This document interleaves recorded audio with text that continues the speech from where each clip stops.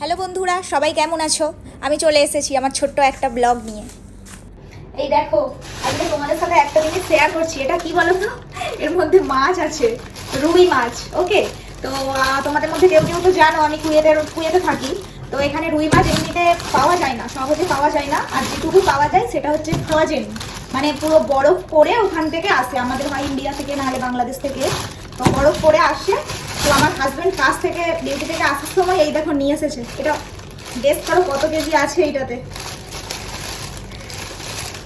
তো চলো দেখাই এখানে কিভাবে মাছ কেটে দেয়, এটা তোমাদের সাথে শেয়ার করি আজকে। ওকে, তো চলো দেখতে থাকো। ও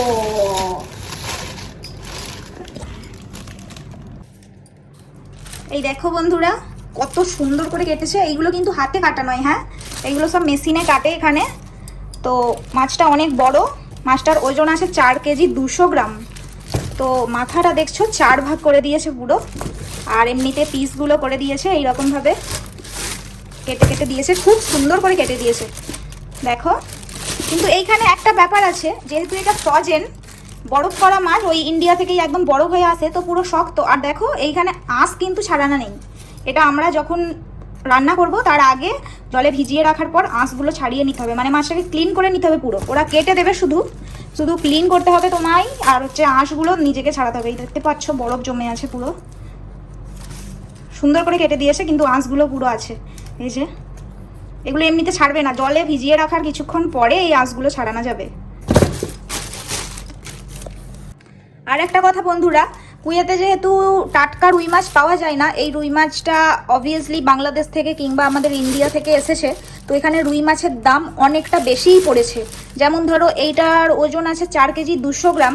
4 কেজি 200 গ্রামের দাম নিয়েছে এখানে 5 কেডি, মানে 5 কেডি সমান তোমার ইন্ডিয়ার প্রাইসে হবে প্রায় 1250, 1300 টাকা হবে প্রায়। জানিও তোমাদের ওখানে মাছের দাম কত। আমি কতগুলো পিস হয়েছে, অনেক বড় মাছ বন্ধুরা। এই দেখো পেটিটা কত সুন্দর করে কেটেছে। এইগুলো কিন্তু এখানে কিন্তু 2 পিস আছে, যেহেতু বড় হয়ে আছে সেই জন্য একসাথে জড়ো হয়ে গেছে। এই যে স্টিকার মারা, এতে লেখা ছিল দাম, ওজন সব লেখা ছিল। দেখি এই যা দেখতেই পাচ্ছ বন্ধুরা। আর তোমরা কে কোথা থেকে দেখছো, তোমাদের ওখানে কত টাকা করে রুই মাছের কেজি জানিও। এই দেখো, এইবার আমি সেপারেটলি এইগুলোকে আলাদা আলাদা প্লাস্টিকে করে রেখে দেবো, যাতে পরে ইউজ করতে পারি ঠিকঠাকভাবে। তোমাদের ওখানে কি মাছ কেটে দেয় নাকি তোমরা বাড়িতে এনে মাছ কাটো, এটাও জানিও। এই দেখো বন্ধুরা, এক সাইডের মাথাটা, এটাকে কাটা পোনা বলে, রাইট, আমাদের ওখানে। তো এইখানের মাছের টেস্ট যাই বলো তাই বলো, আমাদের ওখানের মতো কিন্তু আসবে না। আমাদের ওখানে মাছের টেস্ট, মানে টাটকা মাছের টেস্ট আলাদাই। যখন আমাদের ওখানে মাছগুলো আনার পর ফ্রাই করা হয়, ভাজা হয়, তখন একটা সুন্দর গন্ধ ওঠে। এখানেও মাছের টেস্ট আছে, কিন্তু ওই রকম টেস্ট এখানে পাওয়া যাবে না, যেহেতু এগুলো আসছে ওইখান থেকে, টাইম লাগছে। তো এমনি এই যে আজকের মতো মাছ বের করে নিলাম আমাদের দুজনের জন্য। এই যে জল দিয়ে ভিজিয়ে দিচ্ছি, এটা 10 মিনিট ভিজিয়ে রাখার পরে এই আঁশগুলো তুলে দেওয়া যাবে, হাত দিয়েই তুলে দেওয়া যাবে। এর জন্য আর আলাদা কিছু লাগবে না, হাত দিয়ে তুলে যাবে, যেহেতু বড় বড় আঁশ, সেই জন্য অসুবিধা হবে না। এই দেখো জল দিয়ে ভিজিয়ে দিলাম। এই দেখো বন্ধুরা, আজকে আমার সোনা মাম্মাম, ওই যে সোনা মাম্মামের রাতের ডিনার এইটাই। চাল দিয়ে মিষ্টি আলু, ডাল দিয়ে একটা খিচুড়ির মতো করবো, আর এই মাছটা একটু ভাজা করে দেবো ওকে। তো আজকের মতো এইটাই ওর ডিনার। এটাকে এবার আমি বয়েল করতে বসাবো। এবার চলো আমাদের খাবারটা বানাই।